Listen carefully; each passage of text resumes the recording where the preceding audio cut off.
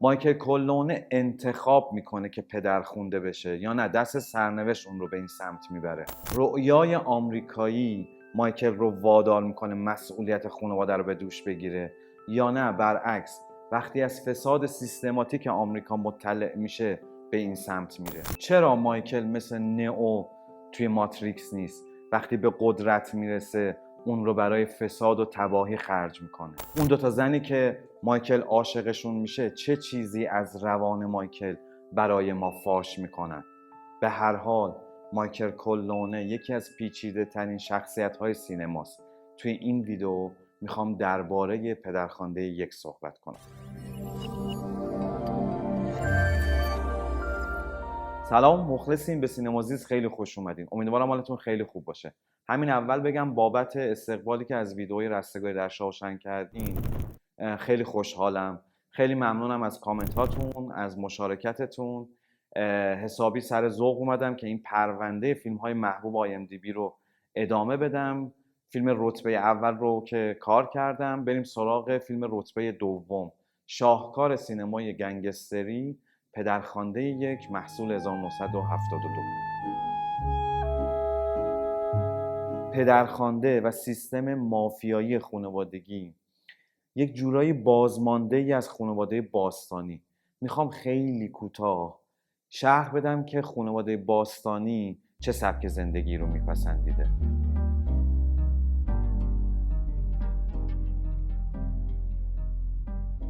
توی جامعه باستان شهرها از تجمیع چند تا خانواده به وجود می اومدن و مذهب خانواده ها اجداد پرستی بوده.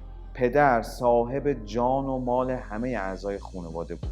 اعضای خاندان هم نیروی کار خاندان بودند، هم سربازهایی که برای منافع خاندان می جنگیدن و هم مدیرهایی که امور قبیله رو رتق و فتق می کردن.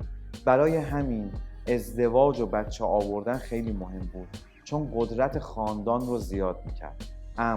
امر پدر خانواده بود و هرچی اون میگفت در حکم فرمان خدایان بود و انجام این فرامین یک کار مذهبی به حساب میومد. خب حالا اینا رو مقایسه کنیم با خاندانهای مافیایی ایتالیایی و جایگاه پدر تو این جور خانواده ها.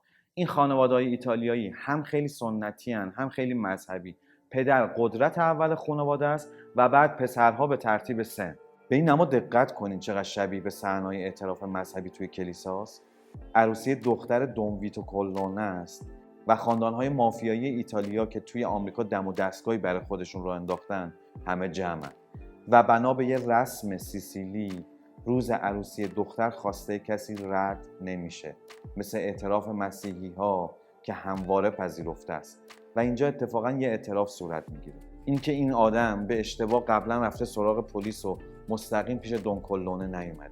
جالبه خود فرانسیس فورد کاپولا هم به عنوان یک ایتالیایی آمریکایی توی تولید این فیلم خانواده‌اش رو وارد کرده. نقش کنی دختر ویتورو خواهر کاپولا بازی میکنه. باباش هم توی این صحنه نشسته پای پیانو و این بچه هم که قصه تعمید داده میشه سوفیا کاپولاست که توی قسمت سوم یکی از نقش‌های اصلی رو میگیره. به هر حال کاپولا هم اینجا مافیای فیلمسازی خودش رو وارد کرده و درگیری‌هاش با پارامونت پیکچرز خیلی معروفن که حالا اینجا موضوع بحث ما نیست. میخوام فقط به این اشاره بکنم که خانواده‌های گنگستری مافیایی ایتالیایی بقایایی از یک شکل از زندگی توی باستان هستن و انگار فیلم پدرخوانده با انتقال قدرت یکی از این خانواده‌ها از دون کورلئونه به مایکل داره زوال چیزی رو اعلام میکنه.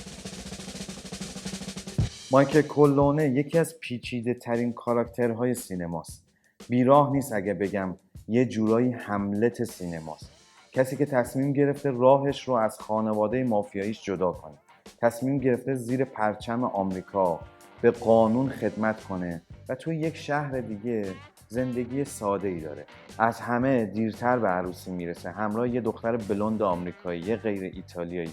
توی عکس خانوادگی یه گوشه میسته، نمیره کنار پدر و برادراش، بیشتر قاطی زن و بچه هاست که قدرتی توی اداره امور خانواده ندارن. ابتدای فیلم مایکل چهره ساده‌ای داره، یه بچه مثبت با ظاهری معصومانه با کلی مدال افتخار آمریکایی که انگار از خلافهای خانوادگیش فرسنگ‌ها فاصله داره. اما بعد از اولین کاری که برای خانواده انجام میده و البته مهمترین کاری که یکی میتونه انجام بده برای این خانواده، بلافاصله شکل و شمایلش عوض میشه. رئیس پلیس که با خاندان‌های رقیب دستش توی کاسه است، علیرغمی که دستیارش میگه این پسر کلی با آمریکا خدمت کرده، میاد و یه مشت جانانه توی صورت مایکل میکاره و چهرهش میشه شبیه باباش.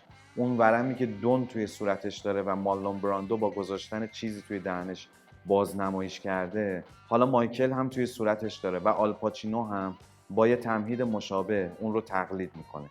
اما مایکل خیلی با دون کورلئونه فرق میکنه. ویتو به نسبت سایر رؤسای خاندانهای دیگه سیاستمدارتر و متمدن‌تره. چرا؟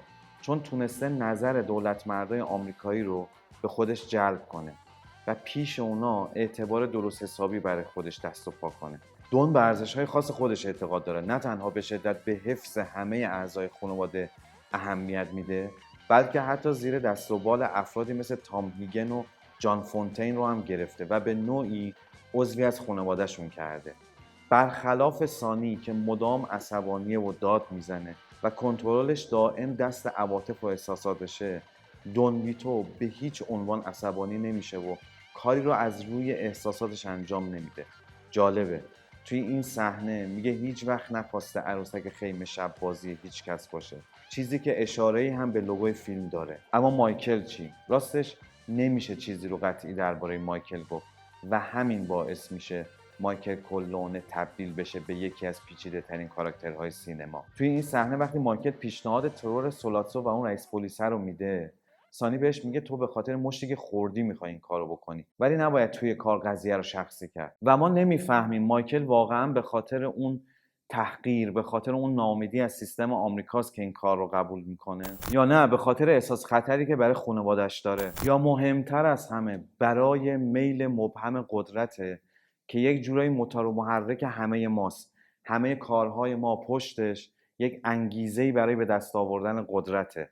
چیزی که توی بخش بعد میخوام براتون توضیحش بدم و فکر میکنم براتون جالب باشه. اگه این اولین ویدیو از سینما زیسته که میبینید، باید بهتون بگم که این کانال رویکرد خاصی به فیلم ها داره، رویکردی که به زندگی نزدیکتره و یه جورایی میخواد از سینما برای توضیح زندگی استفاده بکنه. توی این کانال علاوه بر اینکه فیلم ها و سریال های روز رو معرفی میکنم و نقد میکنم، هر چند وقت یک بار یکی از فیلم های برتر IMDb رو هم با همون رویکرد تحلیل میکنم. سعیم بر اینه که توی ویدیو حرفی واسه گفتن داشته باشم و یک نور تازه‌ای روی فیلم ها بتابونم. بریم برای ادامه. برخلاف خیلی‌ها که معتقدن هدف انسان بقا یا لذته، نیچه اعتقاد داره اون چه نیروی بنیادی پشت خیلی از رفتارها و تصمیمات انسانه قدرته، نه چیز دیگه. این قدرت هم صرفاً به معنای سلطه بر دیگران نیست. از قدرت کنترل امیال طبیعی خودمون، غرایزمون شروع میشه تا به خلاقیت و تحقق پتانسیل انسانی برسه. از طرف دیگه نیچه اخلاق سنتی رو از سر ترس میدونه، یعنی اینکه کار غیر اخلاقی نکنی با این انگیزه که خدا مجازاتت میکنه یا دیگران میفهمن آبروت میره، یا به قول امروزی ها به خودت بر نگرده، یکی با خودت این کارو نکنه. اینها همه چون از سر ضعف و ترسه، نیچه اسمش رو گذاشته اخلاق برده و به شدت با اخلاق سنتی مشکل داره. بیشتر طرفدار اخلاق اربابه، یه جور دنیای اخلاقی شخصی که افراد قوی، خودمختار و خلاق ارزش‌های اون رو برای خودشون خلق میکنن. خب ویتو کورلئونه قانون‌های شخصی خودش رو داره، به خانواده اهمیت میده، از مواد بدش میاد چون جوان‌ها رو گرفتار میکنه، به این قواعد پایبنده، ولی غیر اون هر کی جلوش وایسته سر اسبش رو میبره میذاره تو تختش. از طرف دیگه به هیچ عنوان اجازه نمیده مثل سانی کنترلش دست خشمش یا شهوتش بیفته. یک آدم قدرتمنده که کاملا نمونه اخلاق اربابه. این دست آدما که نیاز نیست به لحاظ اجتماعی لزوما صاحب قدرت و منصب باشن، یعنی ممکنه آدم‌های معمولی باشن، ولی تکلیفشون با خودشون روشنه.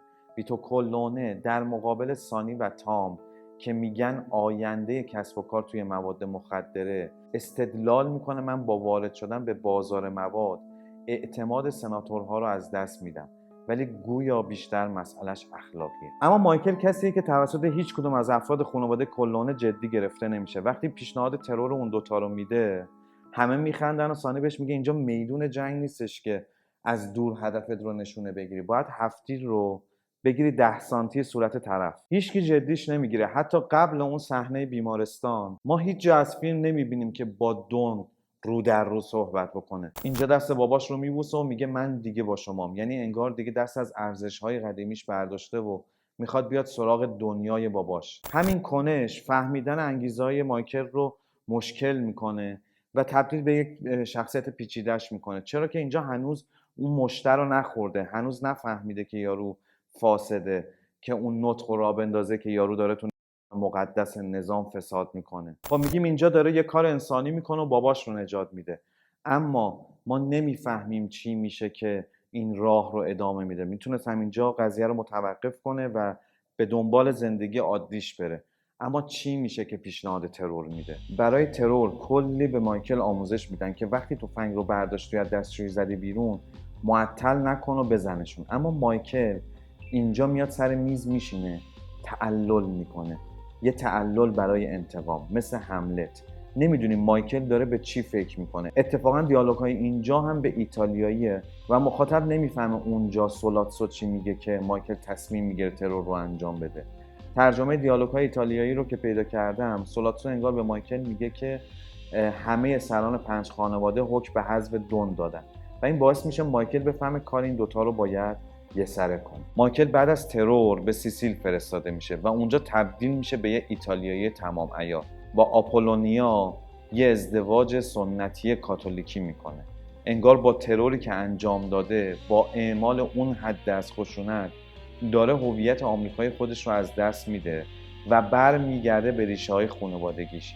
یعنی اون ریشه های فردی خودش رو از دست میده و از اون عالم ساده قبلی فقط عشق به یک زن ساده و دور از فضاهای مافیایی رو نگه میداره. در همین حین سانی که در کنترل عواطف و غرایز خودش ضعف داره، به سادگی قربانی نقشه‌های بارزینی میشه و حالا نوبت به مایکل میرسه. مایکل به آمریکا برمیگرده و خیلی سریع میره توی نقش پدرخوندگیش. افراد خانواده هیچ کدوم از این قضیه راضی نیستن جز دون ویتو. دون ویتو زنده است اما دیگه پدرخونده نیست و این وضع رو اعضای خانواده نمیتونن تحمل کنن. و اینجا کلید فهم بخشی از ذهنیت مایکل به ما داده میشه. یه چیزی توی روانشناسی اجتماعی هست به اسم اثر هاله‌ای و اشاره داره به یه اثر شناختی، این که ما یکی از ویژگی‌های یک فرد رو تعمیم میدیم به سایر ویژگی‌هاش. مثلا اگه یکی ظاهر خوبی داره، خوش تیپه، میگیم لابد هوشش هم بالاست، اخلاقش هم خوبه. یا اگه یکی توی زندگی حرفه‌ایش موفقه، خیال میکنیم که توی زندگی شخصیش و روابطش هم موفقه. برعکسش هم هست. اینجا توی خانواده کلونه، چون مایکل قبلا دل خشونت نداشته، کناره گرفته بوده از این فضاهای خشونتبار، فکر میکنم برای ریاست خانواده مناسب نیست. اما مایکل به خاطر همین قضیه تمام تلاشش رو میکنه که به همه بفهمونه برای پدرخواندگی بهترین گزینه است. تمام تلاشش رو میکنه که به همه بفهمونه دارن اشتباه میکنن. حالا اینکه این قضیه برای شخصیه یا به خاطر منافع خانواده این کار رو انجام میده بازم معلوم نیست. به هر حال اون سکان خانواده رو دست میگیره و کاملا یه مافیایی ایتالیایی میشه و تنها یادگاری که از زندگی دور از مافیا براش میمونه کی هستش، همون دختر بلوند اول فیلم. تمایل مایکل به زندگی عادی در وجود کی بروز پیدا میکنه و شوم بودن این آدم در همین که هر دو زنی که اون بهشون عشق میورزه و نمود زندگی عادی هستن به خاطر مایکل کشته میشن. آپولونیا ماشینی رو استارت میزنه که قرار بوده مایکل روشن کنه و منفجر میشه و سرنوشت کی هم که توی قسمت سوم مرگ به خاطر مایکله که توی یک ویدئوی جداگانه باید بهشون بپردازن. و در حین مناسک غسل تعمید که به نوعی نمود زندگی جدید خود مایکله، آدمهای مایکل دست به یه سری کشتار و قتل میزنن و مشخص میشه مایکل دیگه پا به راه بی بازگشتی گذاشته، راهی که توی اون باید درست بعد از مراسم غسل تعمید شوهر خواهرش رو، پدر بچه خوندش رو جلوی چشمش خفه کنه. مایکل برخلاف باباش به جای اینکه هی به خانواده اضافه کنه، هی داره از اونا کم میکنه و این روند تا آخر ادامه پیدا میکنه و کار به نزدیکان خودش میرسه. اتفاقا یه چیز دیگه که باعث پیچیده شدن شخصیت مایکل میشه، 2 لحظه از دون ویتوه. اول اینجاست، وقتی میفهمه مایکل سولاتسو رو ترور کرده به هم میریزه، دمق میشه. بعد هم توی این صحنه به مایکل میگه من برای هیچ کاری از کسی عذرخواهی نکردم، ولی باید از تو عذرخواهی کنم که مجبور شدی این وظیفه رو بپذیری. من تو رو در قامت یه سناتور میخواستم، نه کسی که پدر این خانواده باشه. یعنی انگار دون کورلئونه میخواسته بساط خلاف رو جمع کنه و خانواده رو از کارهای غیرقانونی بکشه بیرون.